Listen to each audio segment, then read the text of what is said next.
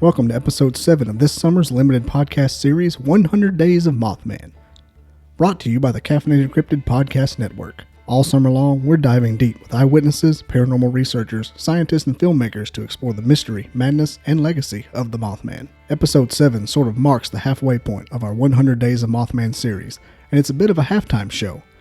My guest this week is Brett Kelley, an amateur Mothman researcher and walking encyclopedia of cryptids and high strangeness. In this episode, Brett and I fanboy our way through Mothman lore, trading facts, theories, and wild hypotheses with the enthusiasm of two giddy schoolboys. From Point Pleasant to pop culture, Brett's knowledge runs deep, and together we pull at the threads of what makes winged enigma so endearing. It's less formal, more fun, and the perfect breather at the midway mark before diving into the final stretch of the Mothman saga. I, of course, am Bobby, host of the Caffeinated Cryptid Podcast Network, and this is episode 7 of 100 Days of Mothman. You can watch the full video on YouTube or listen on Apple Podcasts, Spotify, Amazon Music, iHeartRadio, and several other of your favorite audio apps. Or catch the whole series anytime on Mothman100.com. And let's not forget to be kind and please like, subscribe, and follow and share. It helps me more than you know. Well, we're almost to the end of this podcast series, folks, so soak it in. Join Brett Kelley and myself to fanboy and nerd out on episode 7 of 100 Days of Mothman.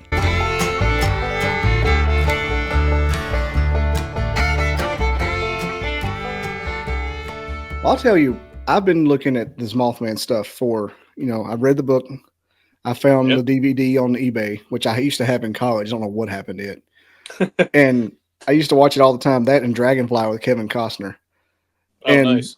I had anticipated before I started reading like material besides Richard Gere books, I anticipated approaching this kind of like researching Bigfoot. Like, what is a Mothman? What kind of species is it? Like my big plan was... I had a biologist on to talk about the physics of if it was a real creature. Yeah. And I plan on having like a couple, like a bird biologist. He was an insect biologist, and nice. It turns out that particular strategy does not work with Mothman because it has absolutely zero to do with what it is. And it's more of like, why do we see it? Like, it's not even like calling it a Mothman is like a misnomer. Yeah. Yeah. I mean, we have, I'm a comic book nerd. So like knowing that, like we have Batman to thank for that. Cause because realistically speaking, if you're looking just statistically at the high numbers of descriptors of what Mothman is, very few of them have anything to do with insects for sure. It's all bird-like. As a matter of fact, more of the popular things, especially early on, with some of the sightings, that it was described as a gigantic bird or a plane-sized bird.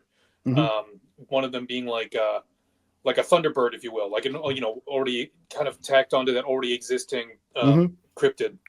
So so it's kind of got thrown around a lot. But even then, to even argue against myself, when they brought over that professor from West Virginia University to come down and say that it was a sandhill crane, everyone wasn't buying that either.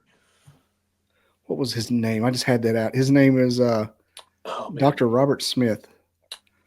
Dr. Robert L. Smith. Cool. He was the ornithologist they brought in. They said that because it was 4 feet tall and had red things on its face.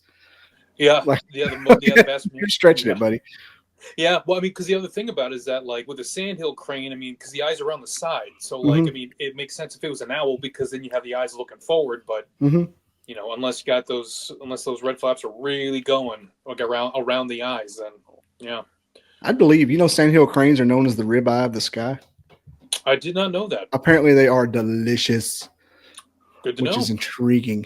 But you can get a permit. You can get a permit to kill one if you draw the tag because there's so many of them. Oh wow! But on that same vein, the John Keel's book was originally going to be called The Year of the Garuda. Oh really? The giant bird, and Garuda, Year of the Garuda. Oh yes. And he compared it to Lechuza from Mexican lore. It was the Mexican Thunderbird owl lady. Yep. And then there was some more, like you said, none of them are insect wise, except for ours, because that one newspaper dude said Batman, Mothman. Yeah, exactly. And because it was 1966, the Batman Adam West was on TV, so they just had to pop culture it, and it stuck. Yeah, and it's just understood now. He has those little antennae, like on that picture behind us. Yeah. See, there was the Owl Lady of Cornwall, uh, Hmm. Owl Man of Cornwall. Owl Lady is a Bigfoot thing. Man Dragon of Japan. So yeah, Mm. nothing. Wow. That documentary I watched, the what was it, Mothman Beyond the Legend. Perfect Nice. drawing. It's like the perfect condensed version because he talks really slow. So if you put it on like Nice. if you it's 45 minutes, but it's slow, and so Hmm. you put it on 1.5, it's only like 20 minutes long. It's like the perfect crash course. Oh, that's great. Heck yeah. Yeah. So where does your enthusiasm begin? Because I've had several, about three now, and I think it's going to be up to four Hmm. Chicago Midwestern Mothman Nice. witnesses on, and that is a hard subject matter to get into, the Chicago ones, Yeah. because nothing really happened. Just Yeah. a It's bunch of, just sightings. You just saw it. Yeah. and But everybody like, was a it's also like, pedestrian. sorry, go ahead. No, I said the one thing I noted was everybody's pedestrian in Chicago, so there's no car chases. So it's kind of all the fun of Yeah. Mothman. Yeah, it's true. They're like seeing it like scoot around between the buildings or whatever. Not quite the same flavor. You're just like a crackhead. Yeah.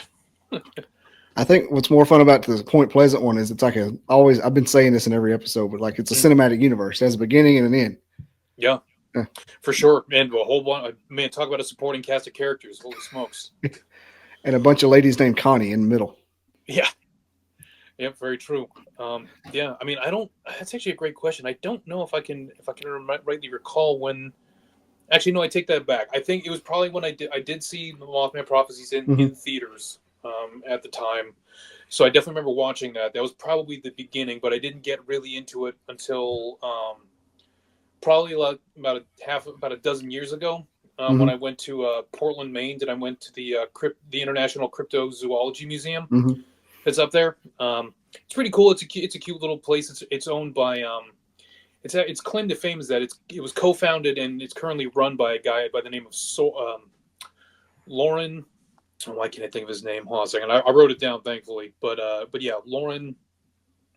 Come on, I can read. What are these glasses for if I can't read? All right, Lauren Coleman. Yeah, Lauren Coleman, whose claim to Mm-hmm. fame actually did a lot of research and stuff like that, and a lot of people at the museum actually ended up working with the production crew on Mothman Prophecies, like Mm-hmm. offering research and kind of helping out where like other people didn't, just expanding things out. But Lauren's claim to fame was that he actually ended up investigating and naming the Dover Demon, which is like Oh. a cryptid that we got up here in Massachusetts. Yeah. Mm-hmm. Yeah. Massachusetts has got some amazing cryptid lore. The Bridgewater Triangle. I had no Yeah. idea. They Yeah. got a Yeah. lot going on. Exactly. Yeah. And they have a couple of those books that are like, that were definitely co-researched there at the museum too, Mm-hmm. for sure. And like Maine has some really cool ones too. They have the Paloma, which is like a native, like a Native American. It's like it's a human with a moose head and Mm-hmm. like eagle wings and stuff. Like very, very cool. That's on. I've got my daughter. I bought my daughter a cryptid shirt at a convention once, and it has that thing on there. And she's like, "Oh, Oh, it's a nice. camel." I'm like, "No, it's not a camel. It looks like Joe Camel from the cigarette containers. What it looks like. All the depictions do." Sure. Yeah. Yeah. True. So where are you with the? Did you read the book Mothman Prophecies? No, I never gave it a proper read Okay. yet. That's on me. I've been doing my own research and going through and watching a bunch of. When I'm at my day gig, like I podcast pretty Yeah. hard, so I found a whole bunch of stuff through there. I'll tell you the wildest thing about Yeah, it. I keep coming back to it because I don't read a ton. I used to when I was younger, but mm, I sat down. I said I'm going to read this book for this series, sure. and the Men in Black Yeah. that they like, what in the world is going on? And Oh and yeah. I'm like, why weren't they in the actual Richard Gere movie? And it Right. turns out that because the Men in Black movie came out like 2 years before. Yeah. Yeah. For sure. But they were kind of alluded to, sort of, but they were lumped in with Ingrid Cole to kind of Hmm. being like, oh, there's Ingrid Cole, but then there are other people that are like Ingrid Cole, but they're kind of scary. Hmm. Like it was kind of they had to kind of yeah dodge it that way. Yeah, they had that Gordon guy who played Pettigrew. What was his name? The Darren one, Burger, yeah, Woodrow. Darren Berger. Yeah. Yeah. Yep. What the hell? My brain is smushed. It's all good. There's a lot of names down there. What was It's a his lot. name? Woodrow Derenberger. Woody. Yeah, Woody Darrenberger. Woody. Yeah, And Woody. and it was Gordy in the movie, Yes, and they kind of smushed the whole Men in Black thing into his little arc where he went out and killed himself and froze they himself did. to death. Yeah. What was it? What was it? Woodrow. Woodrow Derenberger's daughter Mm-hmm. apparently, like, she's alive and well, like lives in the area in Kentucky, I think, actually. Mm-hmm. But like she was alerted ahead of time by like one of the guys in the movie, just being like, by the way, we might you just brace yourself. Your the adaptation of your dad is not as true Yeah, to form to the original as it might have been. The creative liberties were taken. yeah, he's insane. Yeah. He has marital problems. Yep. He was but they do the first scene of the book is when John Keel and Mary Hyre, who is Mm. Connie the cop's Yep. character, show Yeah. up Yeah. to somebody's house and they pull a gun on him, like, and it has that whole "you were here before" kind of thing going on. Yes. Yeah. Yep. Like the doppelganger type of thing, Mm-hmm. which it was a cool way of kind of subtly alluding to like the high strangeness, if you will, that was happening in the area, Mm-hmm. without it being like too strange. Like, because I think one of the bigger things is that they were trying to get the story out, but the story in itself is so strange. I think a lot of audiences just didn't Mm-hmm. know where to latch onto it. Like either you got it or you didn't, type of deal. Yeah, I don't think that they could have done like a shot for shot adaptation of a movie because it would have been like, what the F did I just watch? Yeah, exactly. Because like, wait, I thought we were talking about the Mothman, but why are there aliens? I don't understand. Like Yeah, why are voices they in the on the sky? I don't get it. why are they on a hill watching globs and orbs? And Yeah, every couple of chapters he'll mention Bigfoot, and I'm like, no one. yeah, He calls them red or giant hairy men with red eyes. I think yeah, yep. it's amazing. It's pound for pound more interesting than Bigfoot. I've said it a Mm, lot. Mothman's yeah, more fun. yeah. There's just so much. There's so much to take from and do and kind of extrapolate, like for sure. And the fact that it is like such like a concentrated bit of Mm-hmm. like experiences for 13 months, at least with the ones that are applied to this case, that's really kind of like that makes it more fun and speculative, just because it is such like a concentrated point in time. Mm-hmm. 1 year, basically cut and Yeah. dry. Yeah. And it had that Clendenin sighting about a month before. Yes. Yep. Yep. And Clinton. Yeah. With the The grave four. diggers. Yep. Flew overhead. And that was like almost like not even at night. It was like midday, late afternoon. What, a month? It was 3 days before. Okay. Yeah. I'm looking at my notes here. Yeah, and they were just like, and why would it just like randomly swoop on a graveyard? Like, Yeah. I'm wondering, and what was I thinking about? Like, what concentrated evil or tulpa energy, basically, to make it neutral, was Sure. in that area of West Virginia to cause that crap? I mean, is there like a quartz mine caved in under it or something, 1,000 miles under the earth? I'm like, what? Why there? Sure. Why then? That's insane. Yeah, no, for sure.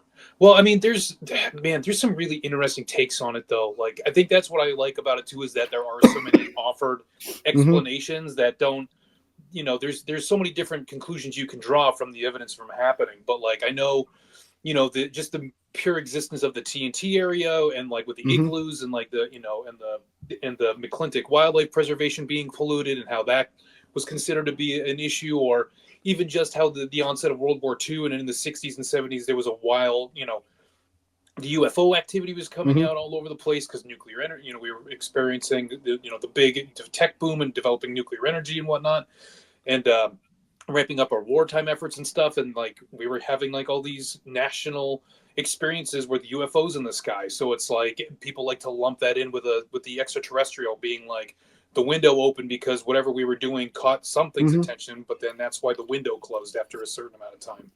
It But didn't help. no, it did not. It just kind of became differently weird. There's one path I always take. Always these episodes always end up taking. That's Appalachian history. Yeah, And I got Heather Mosier coming on. She may have aired before this or after this. I don't know, but nice. forgive me in the audience if Heather Mosier's already been on, but she's an Appalachian historian for small town monsters. Awesome. And I got her on specifically for that. She was on Breedlove's Mothman Legacy. Oh, okay, Yeah, nice. she was like the Appalachian historian, but you always go back toward that because Appalachians are creepy, man. Yeah, They are just. I mean, you got a little bit of them up there. That's what the yeah, Bridgewater is. yeah, for sure. Like And we're a little bit of the tail end. I'm in Western Mass. I'm on the opposite side of the state, like closer to upstate New York. So it's like that. yeah, We got them a little bit, but yeah, you feel the residuals off of them. yeah, You feel the well, wind off. yeah. It's the. I was at a conference this weekend, Encounters Conference in Jonesboro, Georgia, with and Mm-hmm. one of my best friends in this world of podcasting. His name's Greg Ogles. Mm-hmm. Did a he might not be my best, he might not think I'm his best friend, but he is my best friend, and I maintain that. One of them, Hey, I like him a lot, but cool. one of his experiences is quartz on the ground is high strangeness. Oh yeah, Like, quartz. Yeah, quartz deposits. Yeah.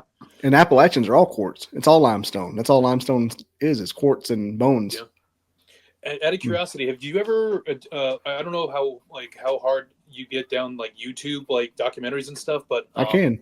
there's a YouTube channel called Planet Weird. Mm-hmm.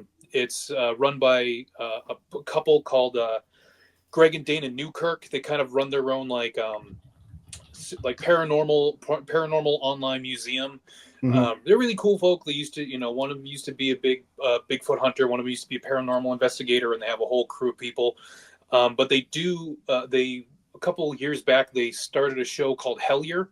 Yes, Like yes, that's it. Yes. yeah, and it's really interesting. Like because they pull a lot of interesting information, and they kind of really blend everything together into Mm-hmm. this really interesting story. Whether the basis of in fact or truth, Mm-hmm. it can be debated, obviously, but it's just they are working with very interesting ideas, and apparently they keep teasing that they're making a season 3 at some point, but that they haven't given out any hard dates for release or production or anything. So I was looking at their pictures. I'm like, I know them. You said Hellier. Ah, it's Hellier. Yeah, that's who it is. yeah, That's but the one of same those thing, things like you can watch a bunch. yeah. They bring up the quartz deposits and Mm-hmm. and how that is like how that affects certain people and regions, and bigger the deposit, the bigger the strangeness content and all that fun Mm-hmm. stuff. Yeah. I don't really get into the new age stuff where the girls wave crystals around, rub them on your Yeah. face. I don't Yeah. think there's a lot to that. Maybe a frequency change, Sure. nuance at best, but the amount of quartz that's in the mountains, if there's Yeah. any kind of factor, it's got to play a role. Oh yeah, with religion, like magnetic fields and all Mm-hmm. that type of stuff. Like when it's big enough that it's actually giving off that type of energy. Mm-hmm. Yeah, but it has to be. Yeah, and they use the quartz sometimes in machines to make energy go, like Yeah. as a medium. So it doesn't Hmm. shock me that if like tons and tons, like half a planet's worth, wouldn't cause some crazy Yeah. stuff to go down. Sure. Yeah. Definitely. It almost makes you wonder. Hang on, almost makes you wonder if it doesn't have like a ayahuasca effect, like a Oh yeah, yeah, like yeah. a Like psychedelia type effect. psychedelics Yeah. that like something is there and it's causing your mind to see it, and it almost breaks the Mhm. veil down for you. Yeah. And Yeah. that's the reason that's the reason it's not like fake, but it's not there at the same time. Right. Like more hallucinatory type Mm-hmm. of thing. Yeah. Yeah. Because that's what they always say. Everybody on mushrooms maps out the same area. They go to the same place. Yeah. I think So I've been told. somebody's I'm mapping not. them. Yeah. I have a bunch of friends that have definitely experimented. I'm not one of them, unfortunately. But like, what you're saying definitely rings true with what they've told me for sure. There's a phenomenon where something's there, but you're the only one that can see it, even though Yeah. it's real. It's real. It's not real to anyone else. Yeah. What was it? I mean, this is pulling back a random fact from nowhere, but it's like Mm-hmm. the human eye or the human senses can only like they can pick up frequencies and like Mm-hmm. spectrums of vision and whatnot that are only like X, Y, and Z, but like we still have the entire rest of the alphabet that our senses just don't Mm-hmm. pick up on. So that definitely rings true in my head with that type of stuff, where you're just like it can either help like turn you into a signal or just tap you into a signal that you just aren't able to see naturally. Yeah. Mm-hmm. and maybe like you slip into something like that you didn't know you could actually detect, and you start detecting it. Yeah. You're like, oh my gosh, what was that? There's a thing that happened with John Keel, and I want to say it was the Mallets. I'm probably getting them wrong, but there's No, Mallets. Mallets and Scarberries. They were the four people that had like the initial major sighting out at by the TNT area, where they were driving 90 miles an hour and the Mothman was chasing them, wings hitting the top of the car. Yeah. They went out back to the TNT factory. There's they were very higher. The Bennett's the one that dropped their baby when he saw the Mothman in the yard. I get them two mixed up. Bennett's and the Mallets. Yep. But they were out. They went back to the factory. With Mary Hire and North Plant. Yep. And she saw the eyes, but no one else did. Yeah. That's a good example. Yeah. Yes. Well, that was kind of like one of the things that, like, I mean, granted, there was a large swath of different experiences that eyewitnesses were like having, but like one of the things was that you would just have like recurring, increased anxiety, increased feelings of dread, existential terror, all of these types of things, and then recurring visions, and also with like conjunctivitis and stuff like that. Like that actually happened to Connie Carpenter, who's Mary Hire's cousin, which is why like Mary Hire just became so quick, got involved in it once when Connie had that experience. But like, and that clearly was one of those big things that like the physical effect of that was definitely like brought on allegedly brought on a whole lot of those like those feelings and experiences. Yeah, those are the kids in the car having a good time, and they saw the bright light and got conjunctivitis. Yeah. Yes. Freya Laporte, I believe, was also one. What like something comparable happened to her, where like her and her brother. Yeah, DeWitt. DeWitt Laporte. Like, hopped on the car, like looked at both of them in the front seat. The guy driving told the kids to hide on the floor. Yeah. I reached out to her for this, but I don't think I'm going to get her. I think she's very private these days. Sure. Yeah, but even Linda Sigmund gave me her number. I'm not going to call this lady. Like I did enough research. Like I would feel bad. I don't want to exploit too. I'm not trying to exploit people just to get some information out. But I've had conjunctivitis, and I can't imagine what event in nature would cause that. Yeah. Outside of the ways that we as humans are used or more accustomed to.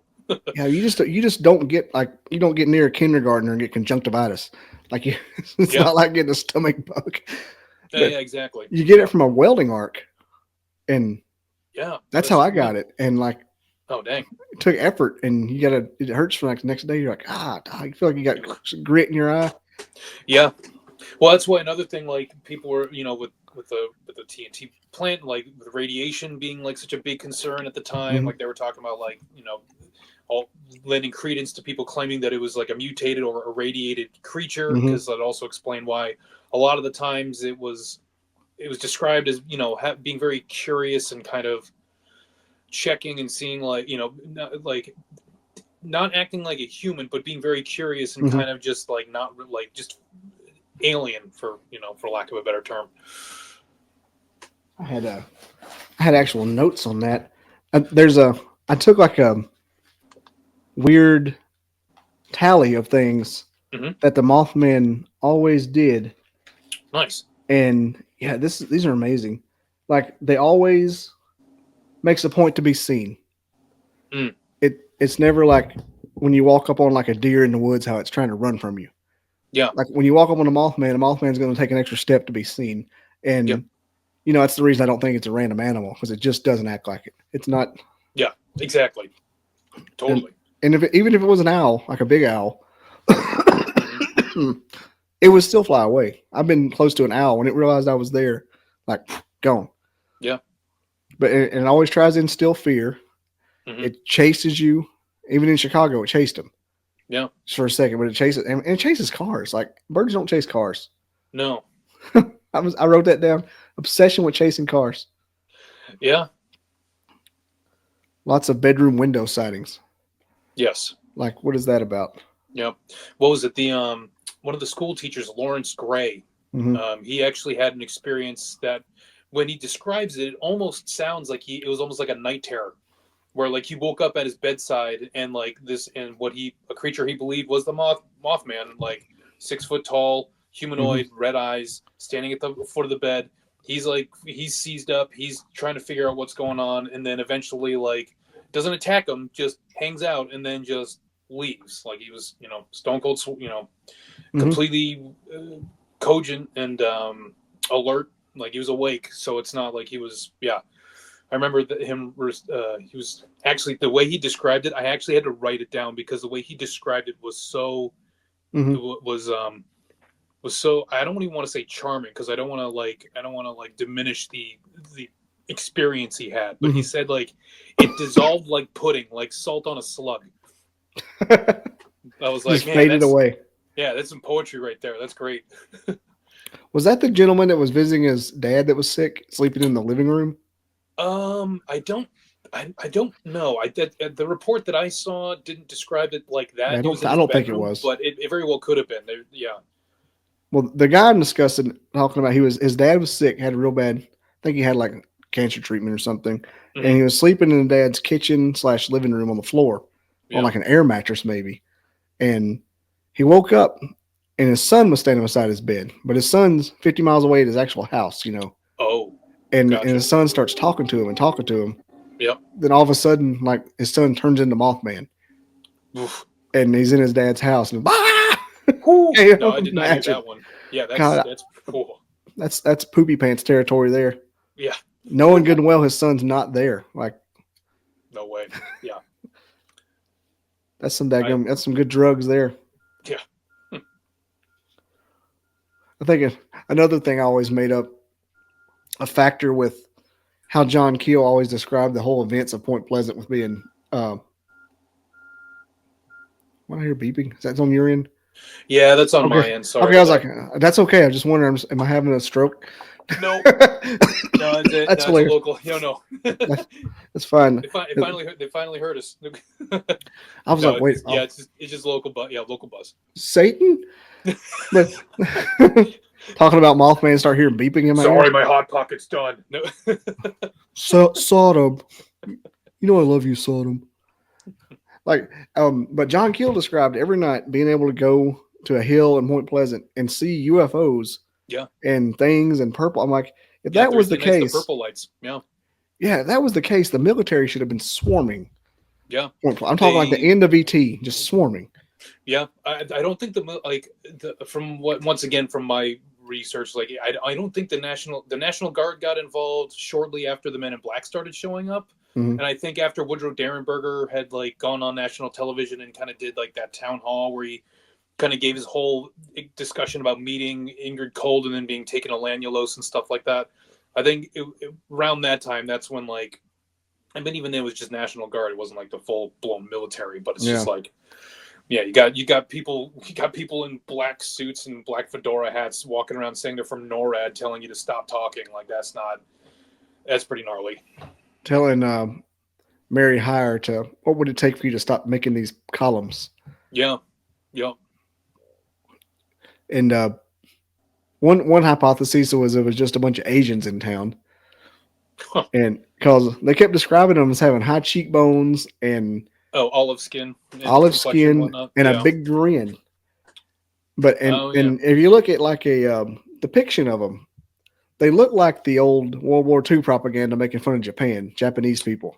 Oh, okay. You remember that? Whenever you see them in World War II, and they have a big smile and yeah. They look like the Nazi on Raiders of the Lost Ark. Had that look to them. Yeah, no, that's fair. I don't think I didn't draw that distinction, but I get that. Yeah, for sure. There's a lot of things that maybe John Keel's trying to make happen, but not. But he's got to sell papers. Yeah, I mean, yep, sensational. Yep, sensationalism sometimes is effective. I think that I get Mothman prophecies and Dragonfly with Kevin Costner mixed up in my mind. Oh, I never caught Dragonfly, so I'm lucky that I wasn't. I haven't seen it. Any good? You should. Cool. You definitely should, because it fits right there next to Mothman. It's real good. Almost the same kind of movie. Nice. All right. I heard that John Keel liked Mothman though, the Prophecies movie. Good. Yeah. He said it was a good bow they wrapped it up in. Whoops. Yeah, for sure. I And agree. And like, yeah, it was one of those movies like because it came out around that time where like special effects were just really just getting there, and like, I mean, it's aged accordingly. But I watched it probably a couple years ago, and like for me, it still held up pretty well. I think it does. I've got it in a DVD player right now. Yeah. I've always liked that movie. Mm-hmm. Ever since it scared me in the middle of the day 20 Yeah. something years ago. Yeah. Right. I didn't really understand when I'd done more than one Mothman episode before I started doing this series. Mm. Just cause it was always something I have half intrigued with. I didn't understand what people would say about it, that John Keel made Mothman affiliated with the bridge when he actually really wasn't. Yeah, I mean, that's a tough call. Like there were some people. Yeah. Whoops, sorry. I mean, there were some reports claiming that that they saw a bird-like creature flying around. Yeah. And, it makes sense that they would associate it just because like it had kind of gone away for a little while. It's like through the months of what was it, April to like October of 1967. Like it was all UFOs, kind of like It was a flap. Mothman did his tour, just kind of pieced out or like went on vacation or whatever, Mm-hmm. and then in November he started being seen again, and then like so it was probably fresh in everyone's mind, and then it would make sense that people would try and draw that correlation. You know what I kind of think it was with either he wasn't there on the bridge, which is probably the probable thing. Somebody just had to say it. Yeah, just the way humans are. Oh but yeah, for sure. It's on the river, and there could have been a crane up there when the bridge fell, just flew away. Yeah, well, I mean, yeah, well, I think it was the 13th pin, which also because it was the 13th pin that gave out that ended up starting the collapse of the bridge. And like one of the big things about like the historical content of that bridge collapsing, I think up until recently, that was like one of the biggest like it was kind of like one of those things like through the Silver Bridge collapse, like a whole lot more like what's what we're looking for, like infrastructural kind of like maintenance type of things were included into into more like into buildings and stuff like that, into the bridge building process, and like make sure that they're upkeep, because the bridge had only been like 40 years old or something like that before when it collapsed. Yeah, it was built in the 20s and it collapsed in the 60s. Like that's not very long at all. No. So like but because of that, I think it improved inspections, it improved like certain building supplies, and it was because of like I know on paper, like I think if you look at it historically, people just look at it being like, this is the mechanical reason that caused this to break. Now, why did it break? That can be up for debate, but that's the reason why. Whether or not you want to say Mothman hit it a bunch of times, or if you want to say that it was a cold winter day, or because it was holiday weekend and like rush hour traffic, so like the bridge was stacked on top of each other. It's all those things. It was as full as it was ever going to get. Yeah. After 40 years. Yeah, I saw the plaque earlier in the week. I just pulled it back up.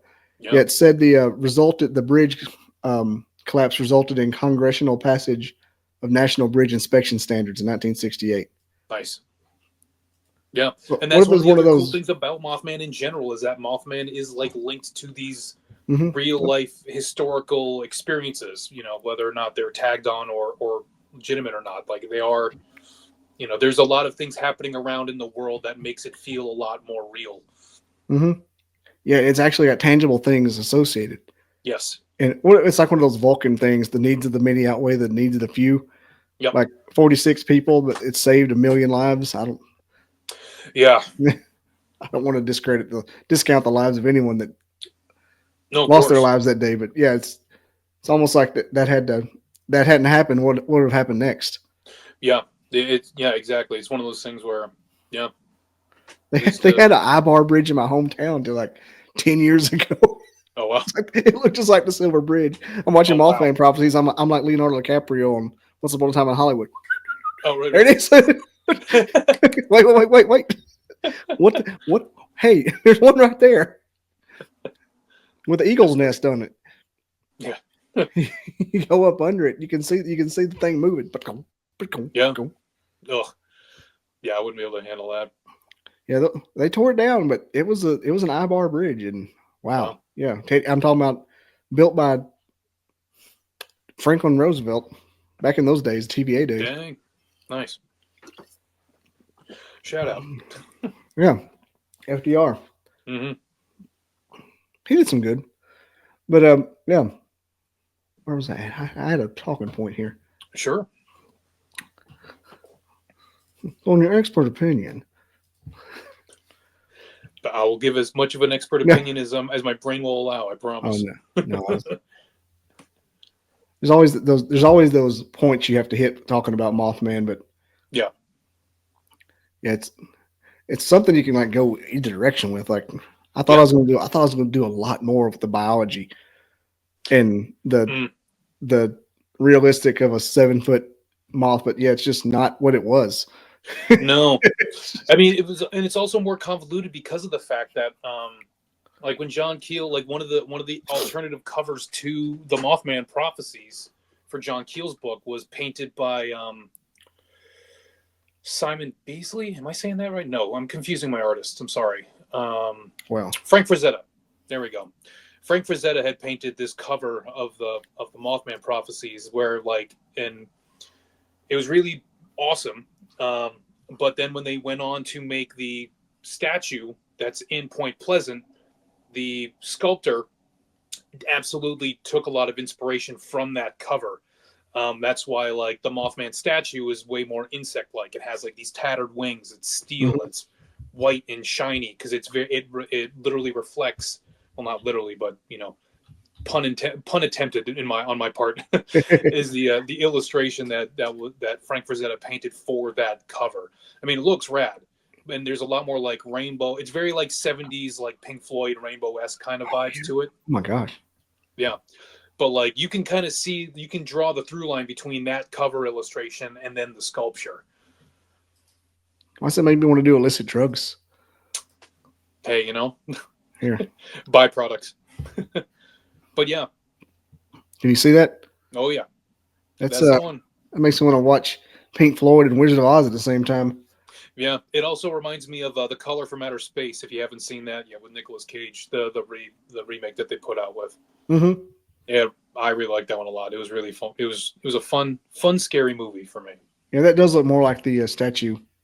Yeah, but most of the accounts were of the exact opposite in some ways. No one really described it as such, but they described the body the same as they do a Sasquatch. Yeah, with no neck and just a curvature down, like the Gossamer character from Bugs Bunny. Yeah, but with wings. You know what? Big points for you, because I don't feel like there's not enough people that watch Looney Tunes that know that that's Gossamer's name. I worked at an amusement park. Well, I worked at Six Flags for way too long, so I know Gossamer's name. But had I not worked there, I would have. There are not a lot of Gossamer people in the know. But so hats off to you. Gossamer. Yeah. Gossamer. Bobby, please. Yes. I just want to scrub his little head. Yeah. What's funny is I was on a podcast one time and we were talking about petroglyphs, and I just happened to bring that same thing up.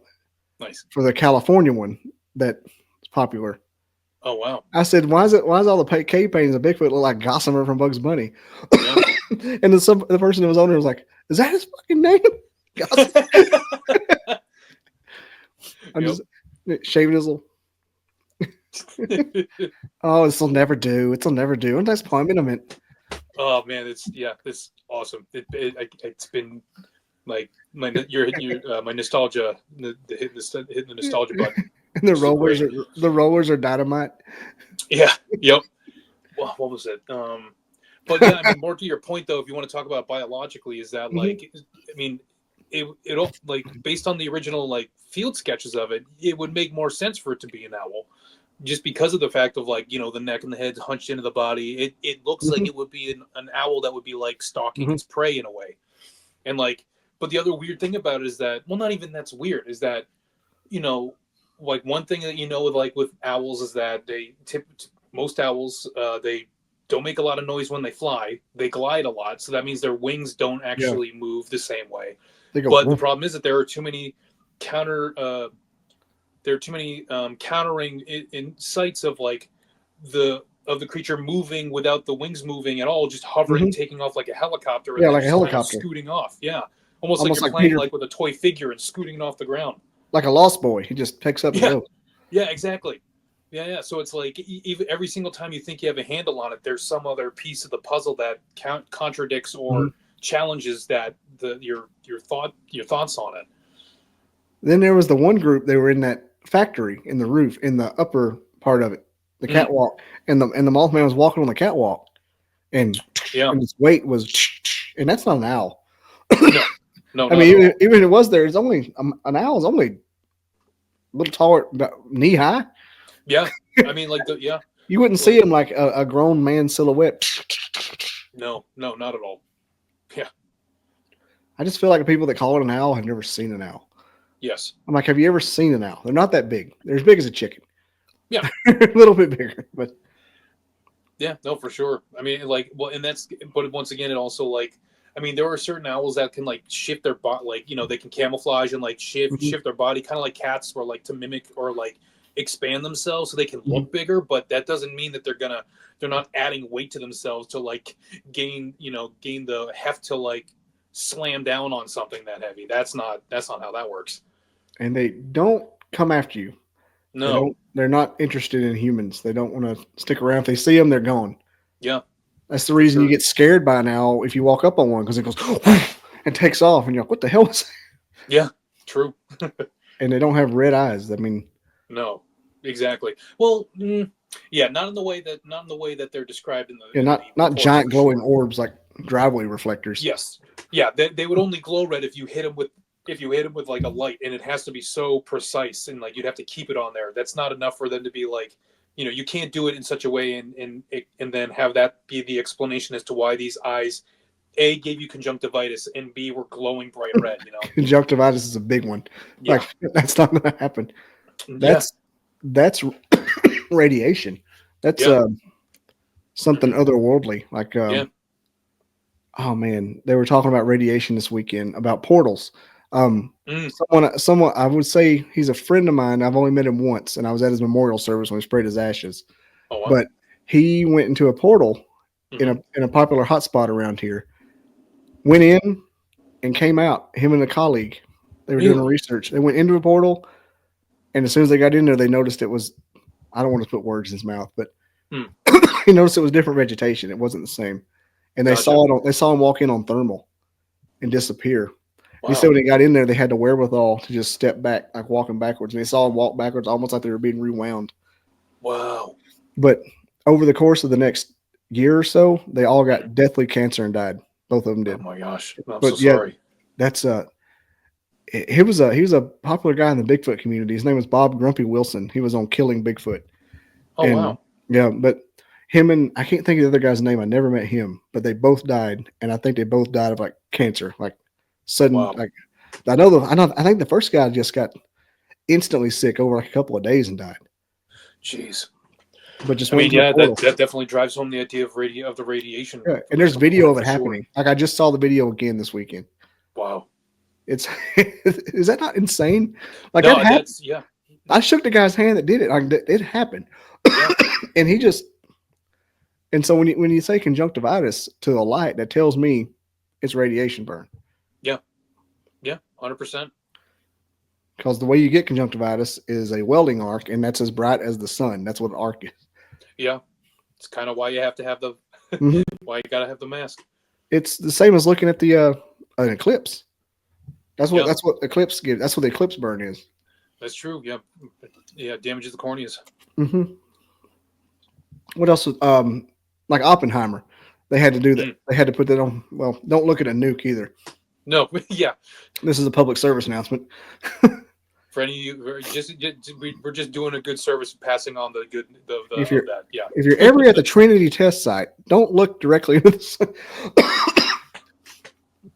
We had a new lady at work came, and she used to work at Los Alamos, and she heard that I was like red pilled and into all this stuff in and around any of that stuff. She brought me a pen with a custom made a wooden pen that said Los Alamos base on it. Oh wow! It's my most prized possession. Sold my kid for it.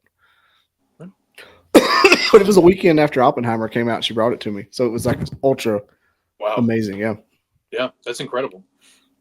But yeah, it's the radiation part is what puts science to paranormal. Like there's a real thing. Oh yeah, for sure. But where are you at with we'll go this route Sure. with not just Mothman but like aliens and Bigfoot as well being interdimensional.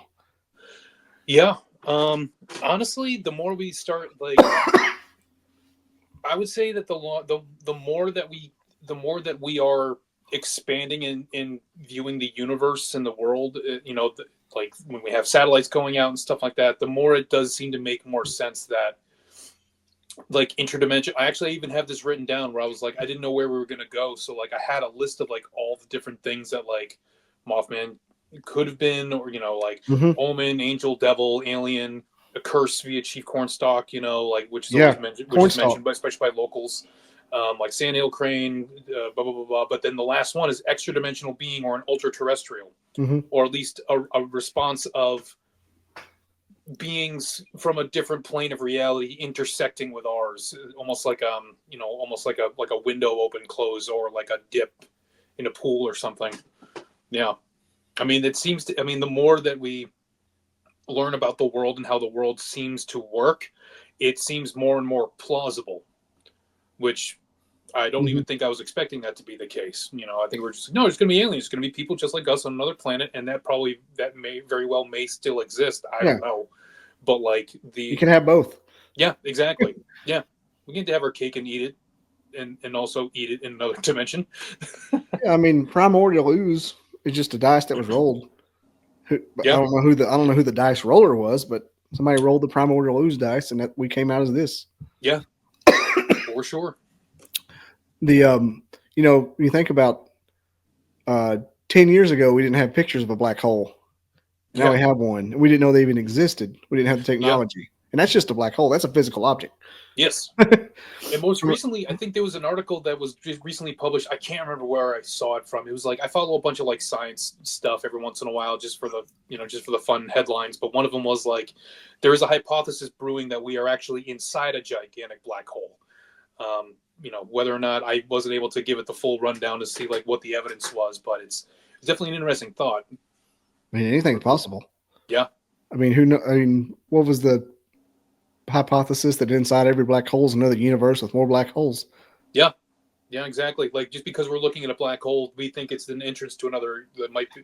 We're looking at a door. We just don't know what we just don't have an exit sign at the bottom of the of ours because we don't know what direction it's supposed to be going in. Yeah, and like I was saying that like we didn't even know we couldn't even see them. Yeah, Two presidents ago, we couldn't see black holes, yeah, and now we got a picture of them, and we've got the James Webb, which hmm, showing incredible stuff. And yeah, imagine what the military has right now that we'll know about in 75 years, and we're old men. yeah, for And you sure. can flip a switch and just see all the stuff in the other dimension. Yeah. Oh man, I didn't realize we were gonna. Yeah, I should have. I've been following a couple of different people. There's a couple of people that are working with trying to campaign the government to kind of release a lot of like people that worked at like Area 51 or people that Mm-hmm. worked in military and whatnot. I wish I could remember their names because they're really interesting to talk to on the podcast that I like come across. But they were talking about like that type of stuff, being like, yeah, like we helped reverse engineer these objects and this Mm-hmm. technology, and like they're alluding to the possibility of like the alien technology is actually just technology from a different point in time that's just being either displaced or put here, or just Mm-hmm. something's happening that or other things are also happening that are with like technology in our government that like that they would like to see like declassified, basically. You talk about like more of like pushing more towards like an open information regarding stuff that's not critical to national security and whatnot. But Mm-hmm. yeah, yeah. But I you just think talking about that just reminded me. I was like, it's been too long. All the important information slawed off my brain a couple weeks yep, ago. it comes back. Yeah, You get to peeling the onion back. And you start remembering things like, oh yeah, yeah, like the Bob Lazar thing, and maybe they found hmm, it in a archaeological dig. yeah, Dude, this is where the Mothman thing takes you. Look at where we're here in Area 51. yeah, exactly. It has nothing to do with a bug. Yeah, and we Yeah. haven't even talked about like Ingrid Cold, which was like one of the bigger things about like the main hook of them being like, oh yeah, like yes, we're from what was the line? The Lanulus. Woodrow Dare goes like, we're just like you. We eat, we breathe, we sleep, we bleed like you do. Mm-hmm. Like, do not be And we afraid. bleed We like will talk that to was you one of soon. the things. Yeah, we bleed. Yeah, we bleed like you do, which is like the first time I ever heard that, or whenever I saw that, like him say that, like you got the little hairs on the back of my neck stood up. So you can imagine I look like I had a mohawk because I got plenty of them right now. So like he stopped on the side of the road and here come a dude out of a car. Yeah. Yeah. Or like a floating orb, like 4 feet off the ground, talking to you. And then you realize, how am I talking to this person? They're not, their mouth isn't moving. And then I never rolled down my So window. wasn't the window shut still when he had Yep. a whole conversation? Yeah. Had a whole conversation mentally. Yep. Yeah, the Ingrid Cole thing will scare you because why the hell did he come up with that? Yeah. It's not like No he had a clue. history of craziness, and not No. like. Yeah, I know. It is kind of the catch-22. You're just being like, no, we really got to believe what this vacuum salesman says. Like, Gotta believe him, man. I believe him. It's like the guy on the couch and half baked. I don't know why, but I do. I believe him, man. Yep. But if that happened, I mean, Yeah. To what extent we don't know specifically, I guess. But like, yeah. But I mean, but then there's also begs the idea of like Ingrid Cold's relationship to the Men in Black being like there were two sides of the same kind of weird, like world coin, basically.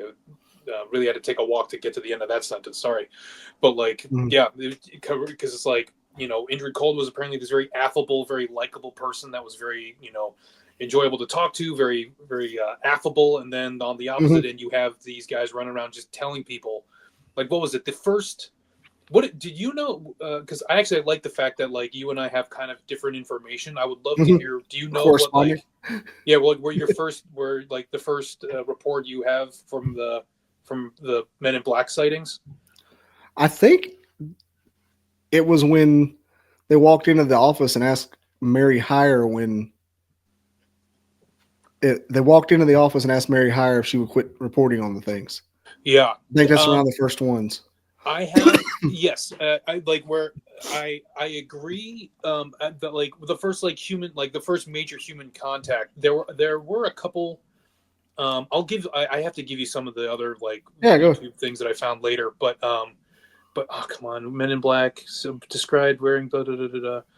Like there was one documentary I found on YouTube that I definitely will say after I blabber for a couple seconds, but it's like they did a really good job of breaking down like a day by day of like different instances and like occurrences that were documented, and then they share like hand field notes from like reporters like from Mary Hyre and John Keel and stuff, and they have a list describing one of the Men in Black that was like written like the day of, where they were describing like person looks like in their 20 like looks like in their mid 20s 25, and then they're driving a black sedan. It was a 49 Buick Keith, like just very like that level of specificity. They're like immaculate old cars too. Yes, exactly. And let me double check on there. I found a little chapter on this. Yeah, there was one because there was one reporter that had oh come on, don't need to get mad at myself, but yeah, Wilson Strait claims brush. Nope. Let's see here. There was one sighting where someone had noticed it was a UFO sighting, and this person was driving across Interstate 64 and witnessed it was around like 10:30 at night, I believe. Here we go. Yeah. Tad James, an appliance store worker, driving to work, sees a UFO land on Interstate 64. The next morning, gets up, and as he's walking out, there's a folded up letter on the bottom of his step, and he opens it, and it's a letter that just describes like, "We know you're talking. Don't tell anyone what you saw. Please keep quiet." And that was on January 22nd of 1967. I mean, there were other experiences where like they were being seen on like streetlights in broad daylight, like just looking and not really engaging with people. But yes, after Mary Hyre, they became a lot more physically. There was like a case where a woman had an interaction. She was going out to get her mail, and then two men in black came out. One attempted to try and drag her into the car, ripped off the sleeve off of her dress, sundress, and then she ran back inside. But yeah, like those are the only ones that I know that were like really intense like that. A That lot was of it was just. Connie Carpenter. Oh yes, Yeah, well, it was survived the poor, induction geez. attempt. Poor Connie Carpenter. Yeah, she got drug around. The whole phenomenon. Yeah, she's got the whole. You experienced the whole thing: UFOs, Men in Black, Mothman. There was like 4 Connies in this whole thing. I think that's the reason they named Jason Bateman's wife's character in that. You know, the lady from Ozark. I think that's why they named her Connie, because there's like 7 Connies. Yeah. But Tad also saw. He went back through the spot where he saw that one, and there was a Man in Black on the road waving. Wow. There was something, or there was like a dude in the Man in Black walking right next to where it happened. He saw like an orb there. That sounds about right. Mm-hmm. What about the do you remember the guy in the blonde wig? This is from Steve Ward's, but like it was he harassed like people that had seen Mothman. I tried to run him off the road. Ford Galaxy, of course. It's always like an immaculate old car. Like, what the hell is that about? Like rolled off the conveyor belt like 20 years, like fresh off the with a fresh coat of paint. Painted coat. Yeah, exactly. Spoonerizing my sentences now. That's a fun thing to do. I couldn't see, like, when I read this scene about in the book about the guy in the blonde wig. Yeah, I saw this. I can't unsee that movie They Live. Yeah, right. Yeah, that's what it reminds me of. For sure. Just aliens with these giant Max Headroom wigs on. Yeah, I did not. For some reason I did not hear that. But you mentioning it reminds me. I did remember it, but I didn't. I don't have any notes specifically identifying it. But yeah, I mean that's pretty heavy duty for sure. What was it? The video that I was telling you about that I thought was really, really good. It's by a YouTube channel called Small Town Monsters, and this one's called The Mothman of Point Pleasant Special Edition Release. Mm-hmm. So like, it did a really, really phenomenal job of like breaking down all the different sightings. Specifically, it was really trying to be more Mothman centric. It did mention Men in Black, but not. It was kind of not. It was really trying to focus on Mothman, but like. Yeah, they were like it detailed at least like between 20 and 30 different like encounters in different sightings and used all the names and like all the notes and stuff. It was really well done. That's also one of the cons of the Mothman thing, Chicago or Point Pleasant. Yeah. All the stories run together. They just yeah. Well, it's like because they were also especially early on there were sightings of Mothman all the way up, like an hour up, like up in Ohio, and like an hour west, an hour east. Like they were all over. I mean, they were centralized in Point Pleasant, but they were also happening, all points everywhere. They happened in the Appalachians, like we mentioned earlier. Like it's just all up through there. People were seeing flying ones. There was I've mentioned Lechuza already. Crap. Circling back. Well, there's I think last time I talked about this, I used to be on a podcast with a bunch of my nerd friends for like 10 years. Opinions may vary, and we did like a Halloween episode. I talked about Mothman much less intelligently than I am now, but it's still fun if you want to hear a guy ramble. But like going through there is that Massachusetts, I'm a masshole as we like to adoringly refer to ourselves as. Pardon my language. But like they have there is a case that happens around the same time as when the Mothman and like all the UFOs started hitting in 1967, 1966, and it happened to a member of the military in Truro, Massachusetts, which is like Massachusetts. You have the arm of Massachusetts. Truro is like right on the wrist. It's like right near the tippy top of it. And there used to be a military base there, and there was this guy, I don't remember his name, but he was dropped off, and you get dropped off by the public transit, and then there's a payphone. You call the base, and the base sends someone to pick you up. And so the guy gets dropped off, and it was at like a ice cream shop type of like little convenience store that's still there to this day, which is really cool if you want to go check it out. The base is there too, but it's since been disbanded or decommissioned. But like. It's one of the first and biggest cases of lost time where this cadet comes in brings it up. Hey, I'm ready to come pick me up. Send a bus to pick him up. They go to pick him up, and he's not there. They go, where'd he go? Go in the shop. Hey, this cadet. Yeah, he just went out. He was there. They leave. An hour later, they get another phone call being like, hey, you guys, like, I'm ready to be picked up. And they go, what are you talking about? They go back, they find him, they come back, and, it's a whole to-do being like, officer, you said you were here. Why weren't you here? Being like, no, I did. Like, you guys didn't show up. And, incongruences. And then they send this guy into, to undergo they send him to a hypnotist to kind of put him under. And like during the interview process, he describes being abducted and brought aboard an alien spaceship and operated on. And and like the whole thing was that they were like, man, we just thought you just screwed off and just jumped in the river or something or went for a swim. We didn't think you were like aliens.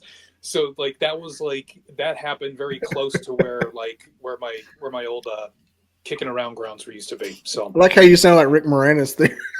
Yeah. Hey guys, I didn't know, man. Yeah. Look, I shrunk the kids. I brought them back. It's okay. Look, you're back, man. Hey, we went to Salem in Boston last summer for a week. Nice. So I was up. I just noticed I was up by there. Awesome. Summer's a good time to go too. Like if you go during the fall, it's a little hectic. Like it's a little too packed full of people. We went to see Kenny Chesney at Gillette. Nice. And because we follow him around if he comes local, but Gillette is like his home. His start of his tour every year. That's awesome. Cool deal. And it was like a bucket list for us. But Gillette Stadium's a good stadium. It's a good place to play at. We're in North Alabama, and that was in July.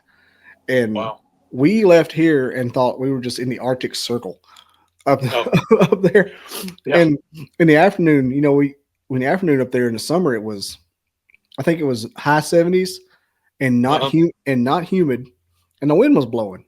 Yeah. And if that happens in Alabama that time of year, that means a tornado is going to come. Because but up there, like, this is just a nice afternoon. So this feels amazing. Yeah.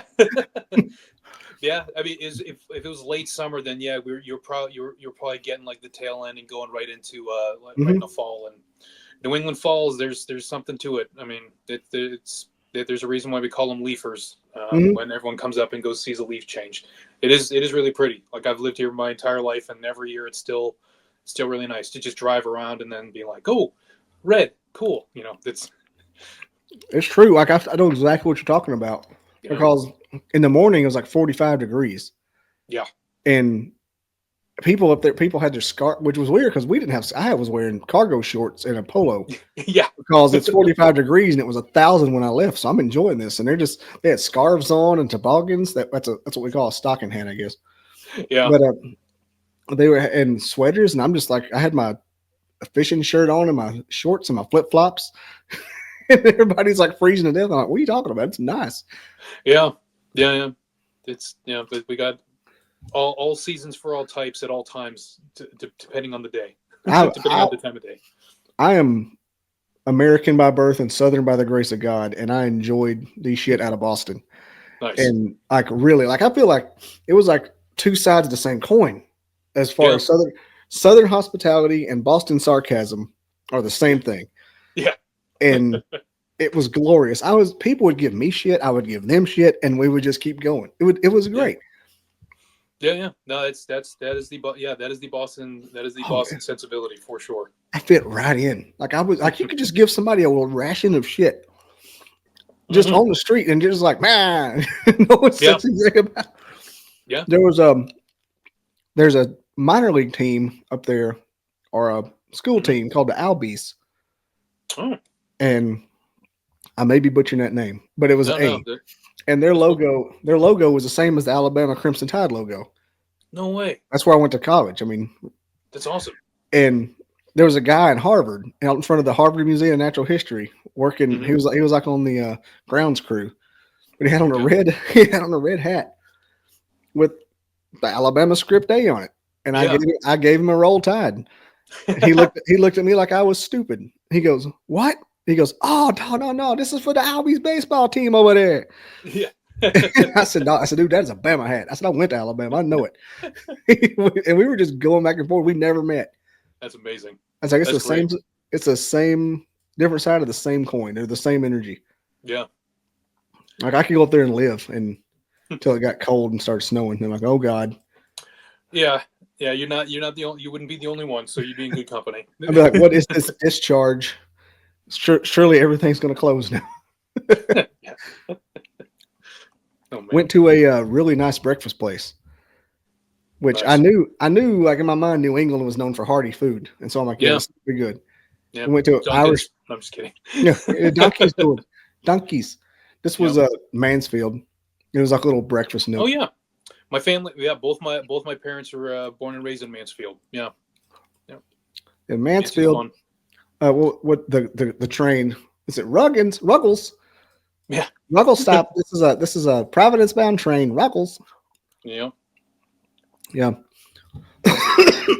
But nice, man. Yeah, sorry, I didn't mean to derail, but yeah. There's no derail. It's a podcast. It's all about derail. Like we're past the meat and potatoes of it anyway. But cool. Like I was going to say when you mentioned the fist of Massachusetts. Yeah, the arm. Yeah, the arm. I was segueing. We went up to Salem. Yep. And I'd like to write like some suggestions for Salem. Sure. Like they spend a lot of time telling you that witches aren't real, and the same amount of time making money off witches. I'm like, which one is it? You know, I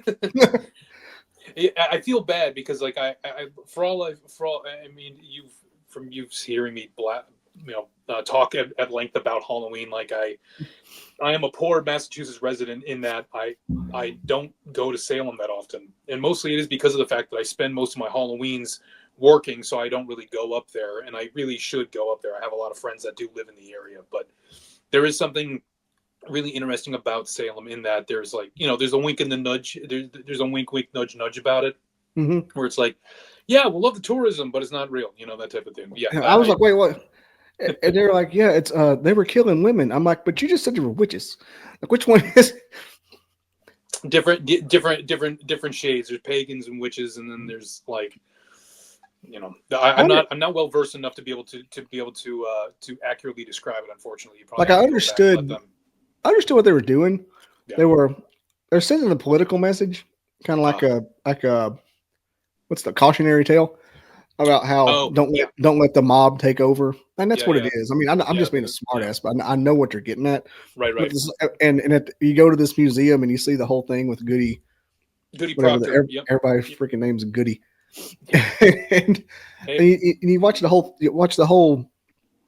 show there, and at the end of witches aren't real, and they give you examples of witch hunts. I'm like, all right, and you leave, and there's a whole street full of fucking witches. I'm like, wait, I just saw 20 of them. Yeah. They might have just said Wiccans, but there's a thick accent we got up here. So it's a Wiccans over here. You have it. Dude, hey, I'll put a fucking hex on you. Come over here. We got off the train and went down into the subway, and the guy said, "Have it." I was like, "Oh God, it's real." Yeah. I claim, like I don't know. It's something like I said, not to be a broken record, but like after living here as long as I have, I don't think I have an accent. But when I get a one too many in me, or if I get really angry or frustrated, apparently, my loving girlfriend tells me that my R's will drop, and I'm not aware of it. Probably. Yeah, eyes will drop there. Get the heck out of here! What are you talking about? I was fortunate enough. I sounded like fried cornbread until I started working on a military base. That the same ones they took the Nazis to after World War II. Fun fact. That's where I work. And the buildings are named Von Braun on the base. It's that kind of party. Sure. And I worked before I started working out there with people that came from around the world. I was hot cornbread. Now I kind of got drifting toward like a Midwestern Matthew McConaughey kind of Southern accent. Not a bad move. Like I'm from the deep woods in the South, and it used to be a lot worse. Now I'm like, "Hi, how are you?" Now I used to be used to be like a cheeseburger, sir. Boomhauer. But like I said, 3 beers in, it's right back. Mm-hmm. Or if I'm back home with my family for a long weekend, it comes back. I mean, it wouldn't take much sure. it wouldn't take much for it to take right back over. Of It's like course. black mold, man. It's just gonna. And just like Black Bolt, when you go back, you're like, I gotta use bleach again. Oh no. Yeah, like if this ever kicks off and I move out into a farm and stop hanging around people, it's just gonna come back. It happens like over long weekends. I've noticed it. Yeah. No.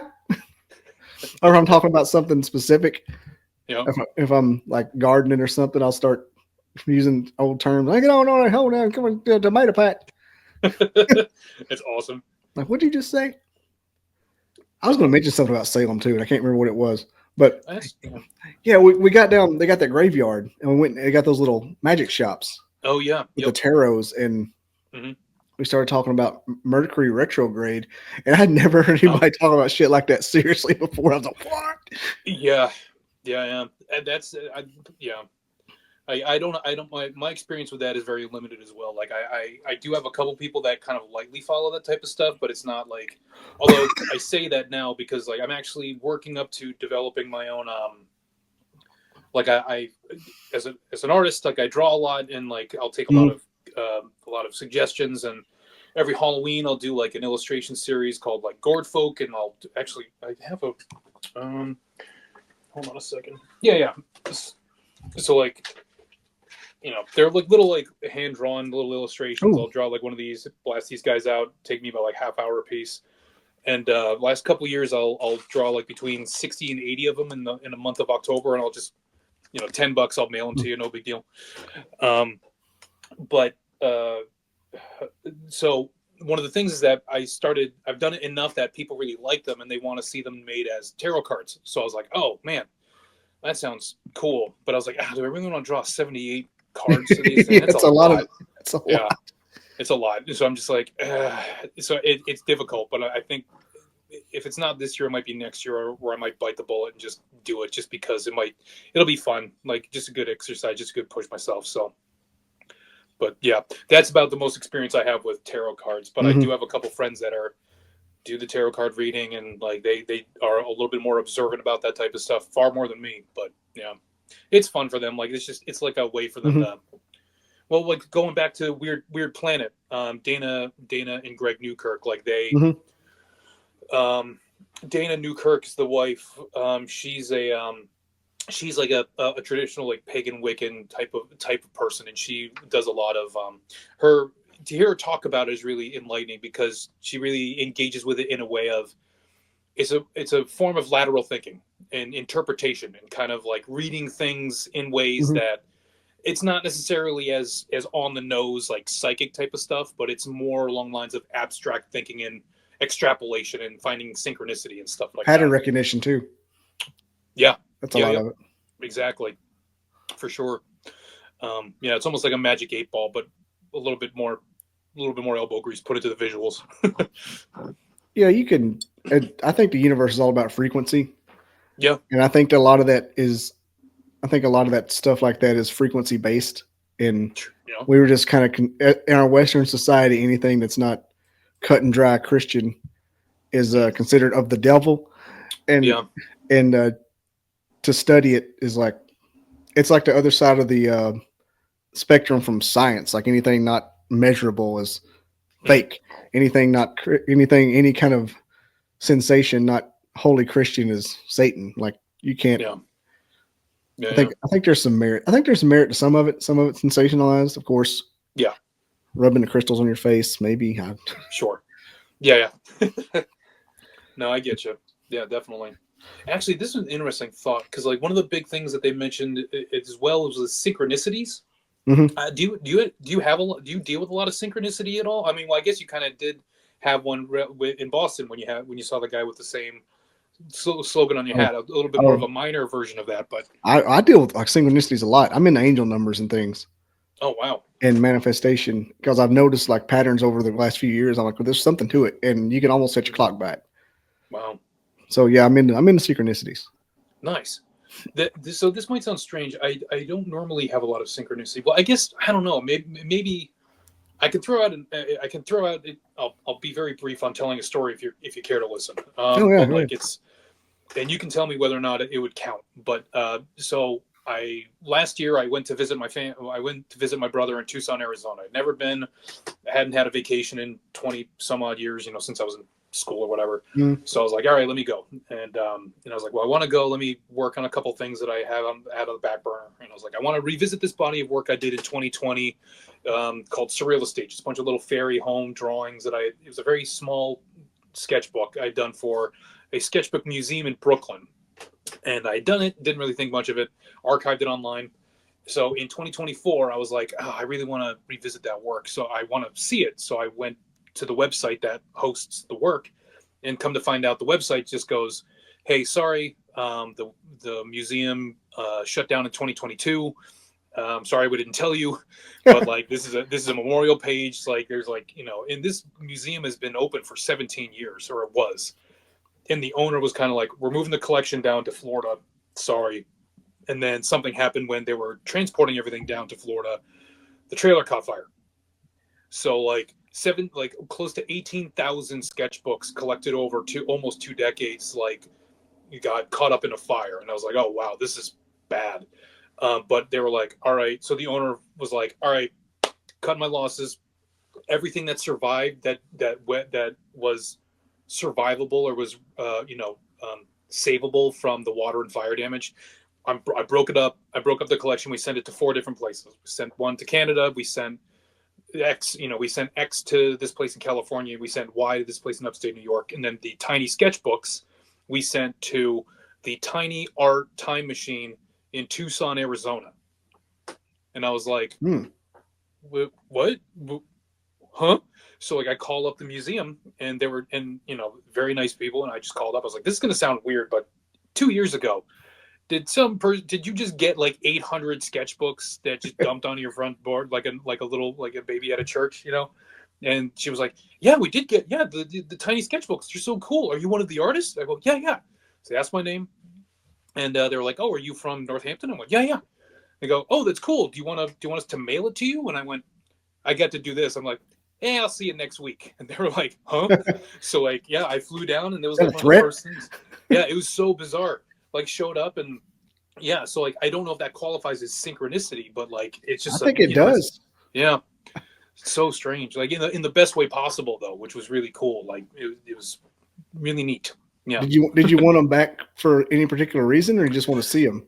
I just wanted to refresh myself on what they looked like, so that way I could replicate the process that I did drawing them, because it was a couple years I had done a bunch of other stuff. I wanted to revisit it, but it was so cool going there, and I met the curator, and she was a joy to talk to, and here's another weird thing is that she brought out the whole stack, and it's 800 sketchbooks. Granted, they're tiny, but they're in a crate, basically 4 different layers, 800, 200 to 200 to a layer.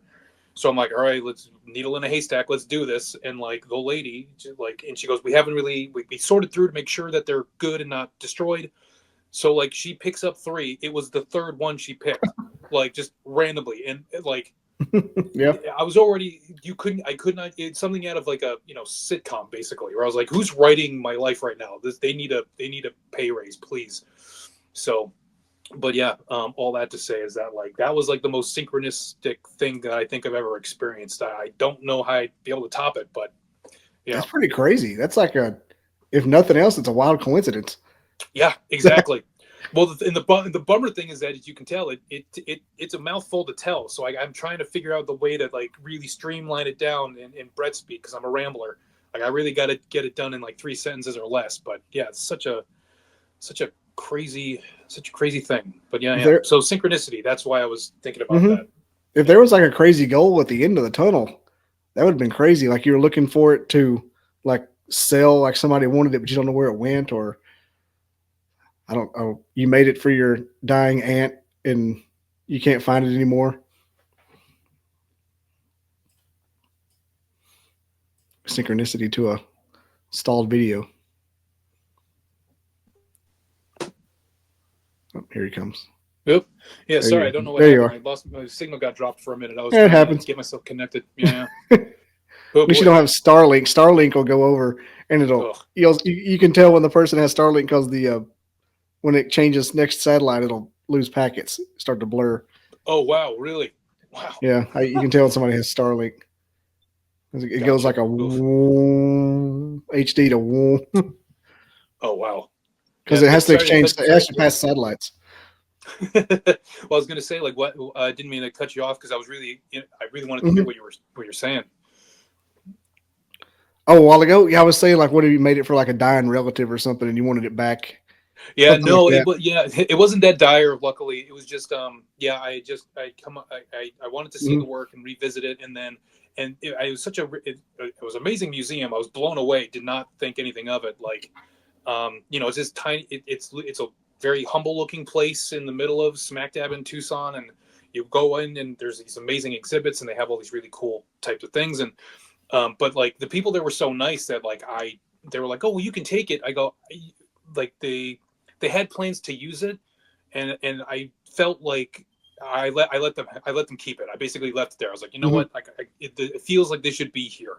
So you guys do whatever you want with it. Let me know what happens. I don't want to take away from this thing if you're going to be using it. So yeah, so it's just for the sweet souvenir. But I was able to take photos of what I wanted, and then I literally when I came back, like I banged out a 40-page sketchbook in like 21 days and just got it done. So Mm-hmm. yeah, I feel like it was really exciting.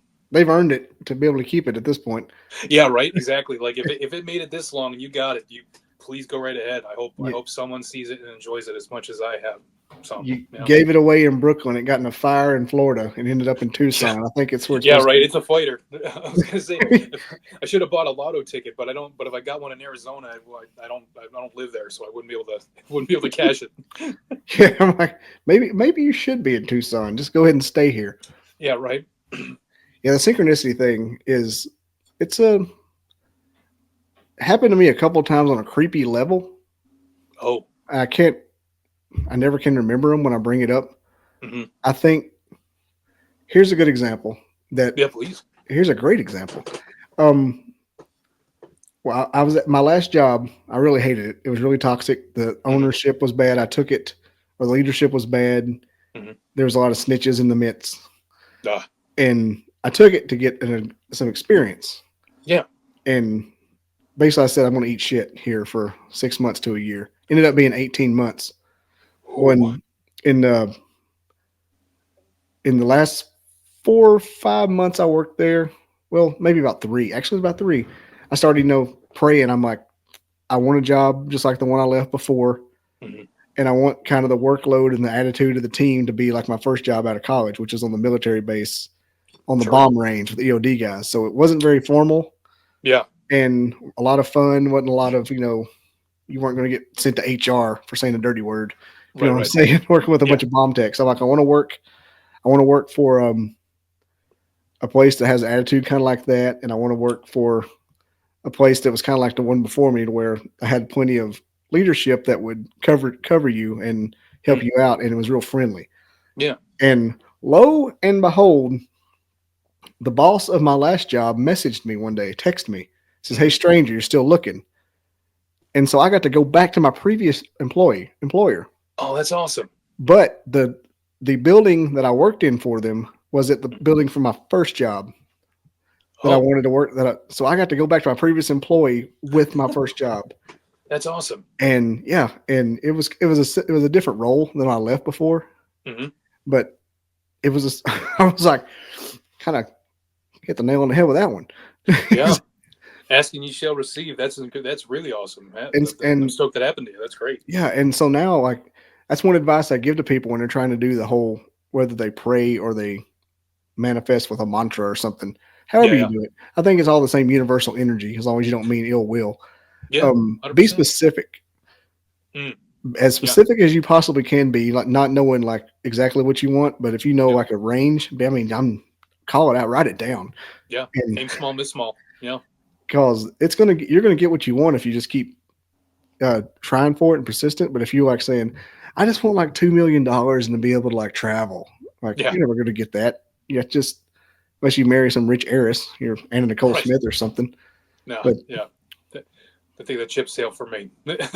Yeah. What was it? It's like the oh man, it's an old school joke. Yeah. It's a A dude's walking around and he's praying to God. He's just, man, I just need to win the lottery. Please just let me win the lottery. A week goes by, doesn't win the lottery. Next week he just posts up again to be like, God, please, like I don't know what I'm doing wrong. I just got to get this. I got to get the lottery. It's really important. Third week goes by, still doesn't want anything. He walks out on the side of a cliff, drops to his knees, screams at the sky, just being like, please, God, let me win the lottery. And all of a sudden, in this moment, the clouds part. Beam of rays shoot down from heaven itself, and a booming voice shouts out over this poor soul, buy a ticket. Yes. Yes. Yes. There's a joke about that too. It's yeah, I might have. It's been long enough that I don't remember the details of it. Oh no, that's you told that joke perfectly. Oh, good. There's the joke. There's a joke about the preacher who is in his house and it's flooding, and somebody comes by in a boat that says, like he's on his porch. Somebody comes by in a boat, said, "We rescue you," and he's like, "No, the God will save me." And the next thing, he's on his roof, and somebody comes by in another boat. Yeah, like a raft or something. Or yeah. No, they came by in like a truck trying to. It's going to flood. We're going to rescue you. Oh, and the next thing is like the preacher's on his roof and it's like, and a boat comes by. He goes, "No, God's going to rescue me." And then he see him like on the very tip of his house, and a helicopter comes by, and he said, "No, God's going to rescue me." And then the heavens open up. And "Are you going to rescue me?" He goes, "No, I sent you a boat and a helicopter and a truck." What more do you want? That's great. This is like the same joke. Yeah, but it's still the same principle, which also harks back to that synchronicity thing of like, and also we were talking about with just figuring out what works and then finding the connection, the connective tissue between these things that may seem wildly different, for sure. And they are. You never know what's going to happen. Yeah, and then yeah, exactly. You don't know what you put out there that's so freaking minuscule.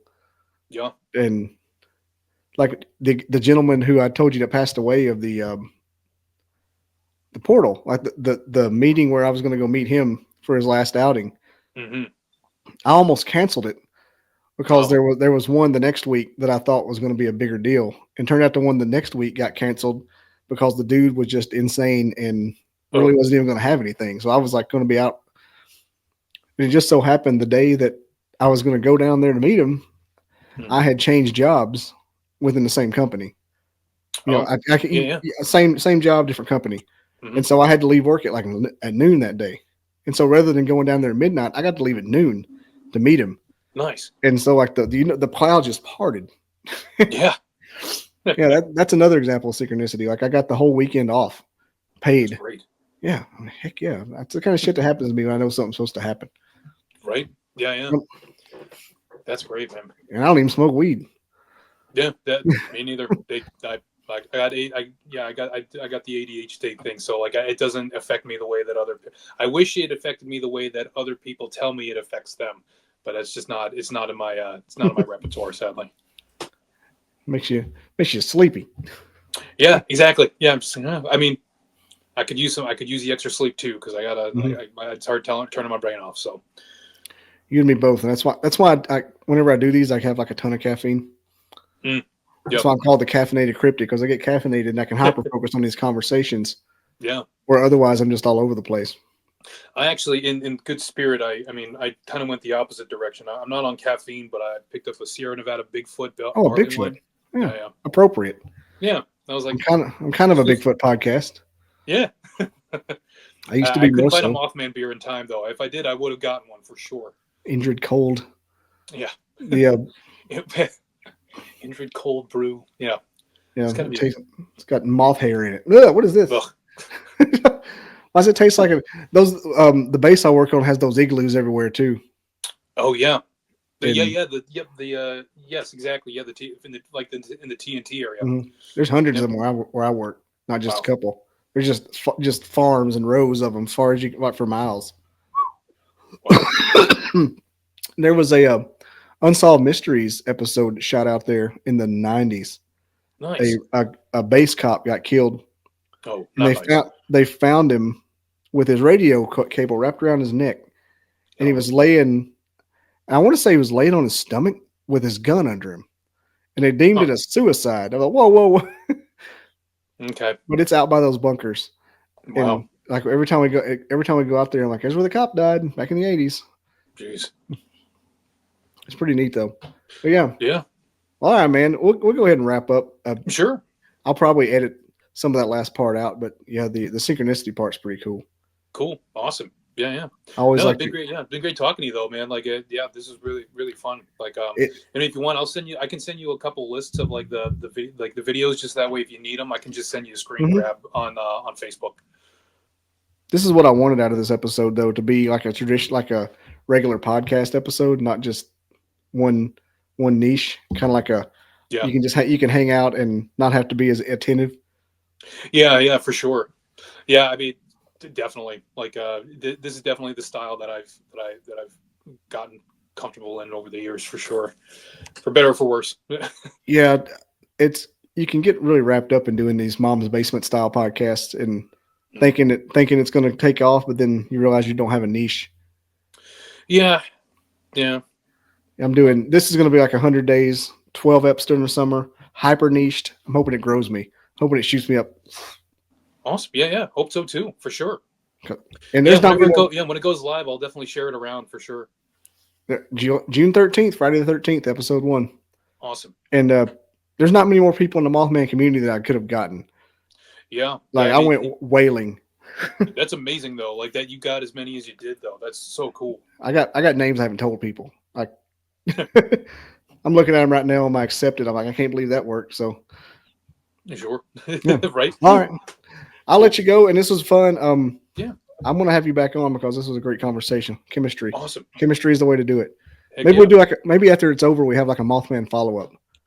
Happy to do so for sure. Yeah. And you would like my biologist friend too. I thought about getting him on tonight, but